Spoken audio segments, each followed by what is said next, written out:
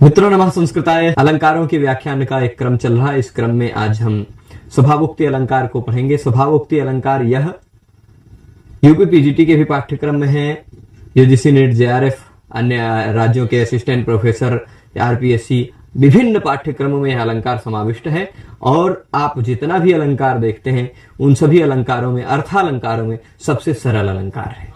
इसके केवल आपको लक्षण को देखना है और जहां जो क्रिया जैसी हो रही है उस तरह स्वभावतः वर्णन किया जाए, सुंदरता थोड़ा अनुभूत हो उसमें, तो बस वही स्वभावोक्ति होती है। इसके लक्षण को हम देखेंगे क्योंकि आप यूपी पीजीटी के पाठ्यक्रम में भी इस अलंकार को पाते हैं, यूजीसी नेट जेआरएफ के भी पाठ्यक्रम में इस अलंकार को पाते हैं, पर यूजीसी नेट जेआरएफ या अन्य विशेष परीक्षाओं में इस अलंकार को आपको काव्य प्रकाश के अनुसार पढ़ना है और यूपी पीजीटी के पाठ्यक्रम में आपको इस अलंकार को साहित्य दर्पण के अनुसार पढ़ना है।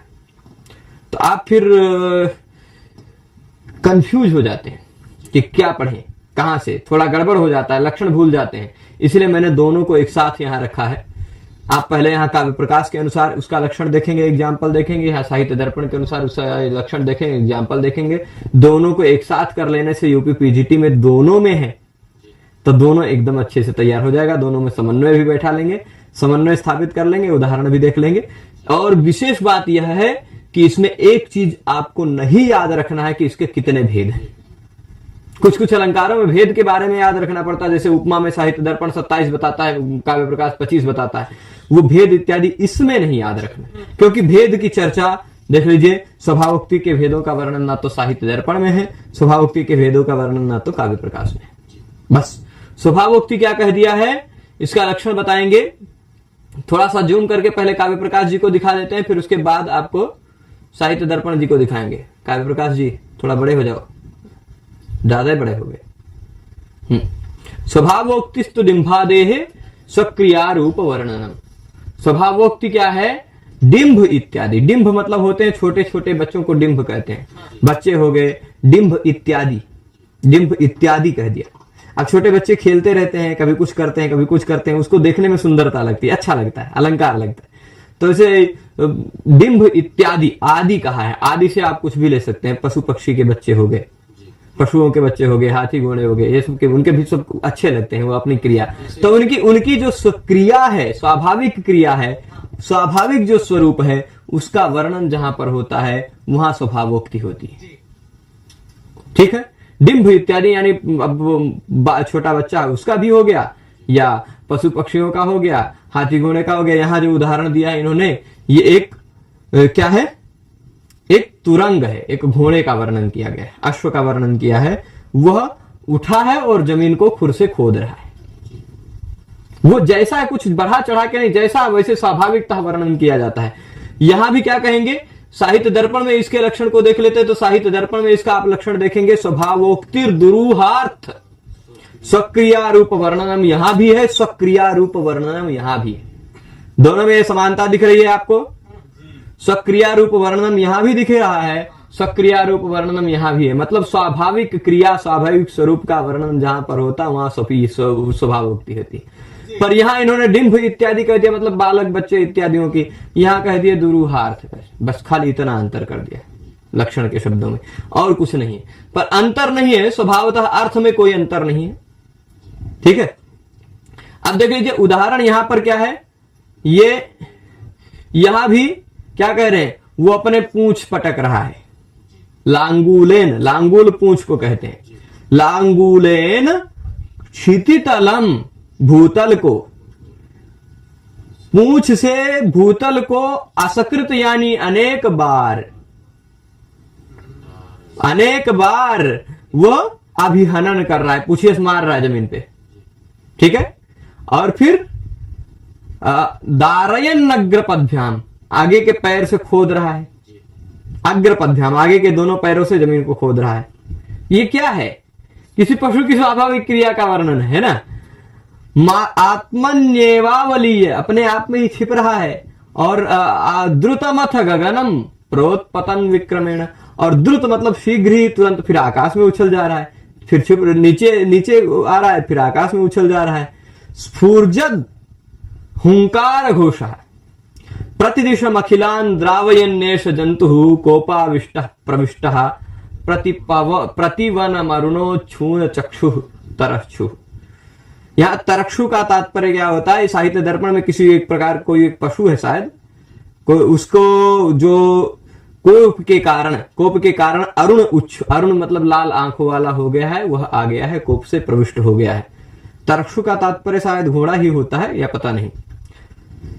तो इसमें देखिएगा वो सभी जंतुओं को दड़ाता हुआ और कूदता कूदता चला आया है, यानी एक पशु की स्वाभाविक क्रिया का वर्णन है, कुछ इसमें बढ़ा चढ़ा के नहीं वर्णन किया गया। वही बात यहां भी है, इस साहित्य दर्पण में किया, इसमें भी काव्य प्रकाश में भी जो उन्होंने उदाहरण दिया है, इसका एक दो उदाहरण ये हो गया। एक उदाहरण और प्रसिद्ध है, यही 3 उदाहरण ध्यान रखेंगे तो आपका काम चल जाएगा। ये यहां पर उदाहरण आप देख लीजिए काव्य प्रकाश में, इसका क्या है? पश्चादंघ्री प्रसार्य, मैं इधर हो जाता हूं तो दिखेगा, पश्चादंघ्री प्रसार्य त्रिकनति विततम द्राघयित्वांगमुच्चैः, पीछे से दोनों पैरों को फैला लिया। सोया हुआ था घोड़ा, सो के उठा है, तब पीछे से पहले दोनों पैरों को फैलाया, फिर टेढ़ा झुका, फिर अंग को ऊंचे से खींच करके, फिर कंठ को भुग्न किया, कंठ को टेढ़ा किया, फिर मुख को अपने उरस्थल में इसे चाटा मुख से, है ना, और फिर सटा जो धूल से धूसरित उसकी सटा, उसको भी ऐसे ऐसे कपाया। जब घोड़े उठते हैं तो पूरा शरीर ऐसे कपाते हैं कि धूल हट जाए। फिर ग्रास की अभिलाषा से, घास खाने की अभिलाषा से निरंतर उसका जो आगे का थूथुन होता है, उसको प्रोथ कहते हैं, उसको चला रहा है, उसका आगे का तुंड चला रहा है। ऐसा तुरंग, ऐसा घोड़ा सोकर उठा है। शयनाद उत्थितः, खुर से क्ष्माम यानी पृथ्वी को, विलिखति यानी खोद रहा है ना। ये क्या है? सोकर उठा हुआ घोड़ा अपने पैरों से पृथ्वी को खोद रहा है। तो यहां भी आप देख रहे हैं कि शब्दशः किसका वर्णन है? स्वाभाविक क्रिया का वर्णन है।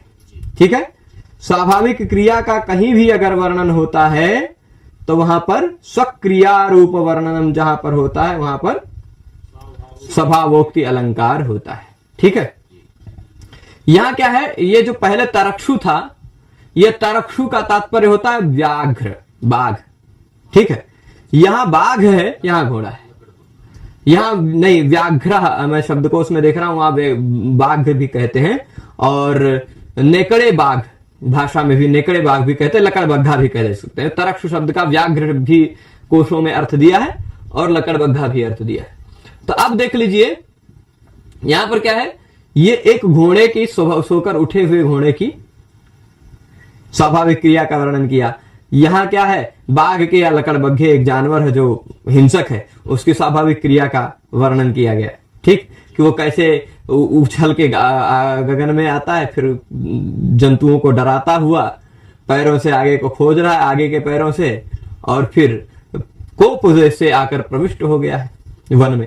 ठीक है, तो ये स्वभावोक्ति अलंकार है, इसके भेद के बारे में नहीं वर्णन है, लेकिन आप अगर यूपीपीजीटी या टीजीटी या अन्य किसी भी परीक्षा की तैयारी करते हैं कहीं भी, तो स्वभावोक्ति अलंकार का आपको एक और बहुत प्रसिद्ध उदाहरण देखना पड़ता है, जो ये इसी काव्य प्रकाश के लिखे हुए उदाहरण का हिंदी अर्थ लिखा है कि सोकर उठा हुआ घोड़ा पिछले दोनों पैरों से फैलाए हुए पीठ को झुकाने के कारण लंबी देह कर लिया, गर्दन टेढ़ी कर रहा है, अपने केसर को हिला रहा है, धूल धूसरित केसर को, और फिर घास खाने की अभिलाषा से दोनों होठों को चला रहा है, धीरे धीरे अपने खुरों से जमीन को कुरेद रहा है ना, हिनहिनाते हुए।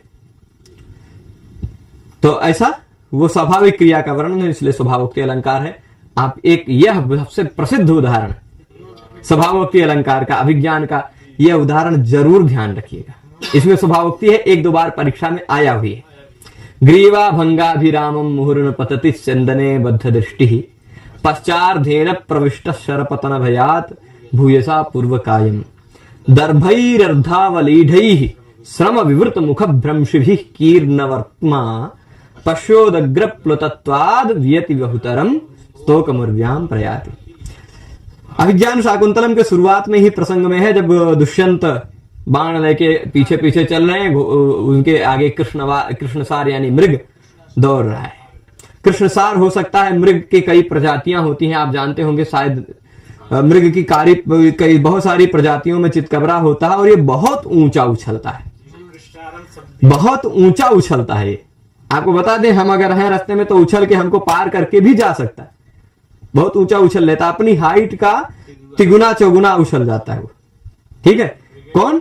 मृग, वो कृष्णसार प्रकार का मृग, काला मृग। तो वो क्या है, अब पीछे पीछे उसके पीछे राजा का रथ चल रहा है, राजा बाण लेके है।